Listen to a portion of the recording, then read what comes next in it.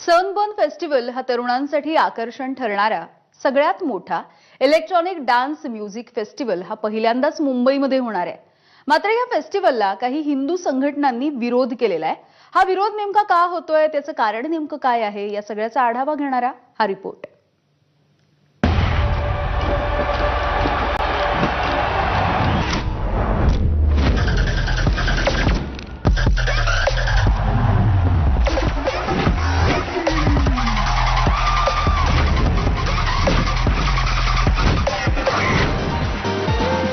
डीजेचा ठेका,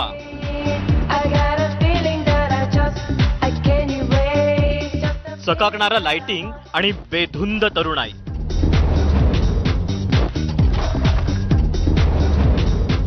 इतकंच नाही तर कला, खानपान आणि बरंच काही। असा सनबर्न फेस्टिवल यंदा मुंबईत घालण्याचा घाट सुरू आहे, तोही राज्याचा लाखोंचा महसूल थकवून। हाच आरोप करत हिंदू संघटनांनी याला विरोध सुरू केला। शिवडीच्या डॉकयार्ड परिसरात या फेस्टिवलची मोठ्या प्रमाणात तयारी सुरू आहे। मुंबईच्या शिवडी डॉकयार्ड परिसरात 19 ते 21 डिसेंबर 2025 या कालावधीत सनबर्न फेस्टिवल होणार असून 25 एकर जागेवर मोठ्या प्रमाणात स्टेज सेटअप, लाइटिंग, साऊंड सिस्टीमची जोरदार तयारी सुरू आहे।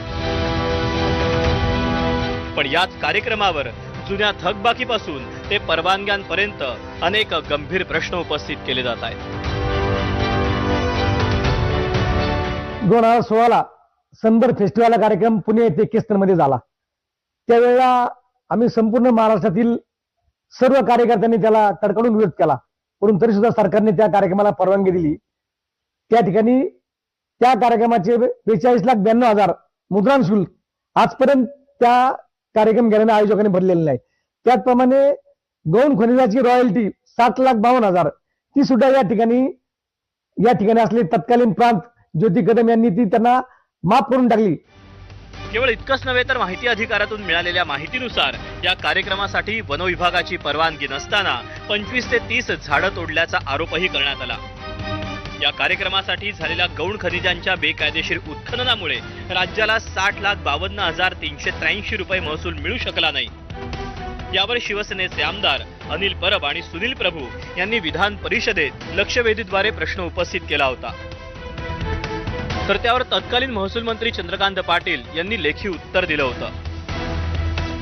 वसुलीची कारवाई सुरू असून लवकरच रक्कम वसूल करण्यात येईल असं त्यांनी लेखी उत्तर दिलं होतं। यापूर्वी हा फेस्टिवल गोव्यात आयोजित केला जात असे, मात्र सरकारनं परवानगी नाकारल्यानंतर तो पुण्यात हलवण्यात आला होता। आता पुन्हा मुंबईत होणाऱ्या या फेस्टिवलवर अंमली पदार्थांचा वापर, तस्करीचे आरोप केले जात असून तरुणाईचं नुकसान होऊ शकतं असा इशारा नशा विरोधी संघर्ष अभियानानं दिला। भावी पिढी, भावी युवा पिढी आणि लहान मुलांना अशा मद्यपी संस्कृतीपासून वाचवणाऱ्या ह्या महोत्सवाच्या परंपरेला आपण पूर्णपणे बंदी घातली पाहिजे आणि असा कार्यक्रम मुंबई शहरात होण्यापासून थांबवला पाहिजे।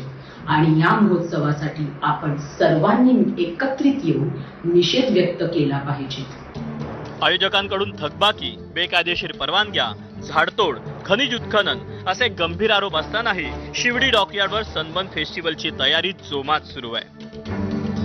गोव्याच्या सरकारने जो फेस्टिवल तिकडे होत होता त्यावेळी त्याला बंदी आणली आणि त्यानंतर हा फेस्टिवल आता मुंबई, महाराष्ट्रात आणि आता 19 ते 21 डिसेंबर दरम्यान शिवडी या ठिकाणी होणार आहे। त्यामुळे अनेक प्रश्न या फेस्टिवल बाबत उपस्थित केले जात असताना सरकार याला परमिशन देते का हे पाहणं महत्त्वाचं राहणार आहे। व्हिडिओ जर्नलिस्ट विनय राजभरसह मी सूरज सावंत, एबीपी माझा, मुंबई।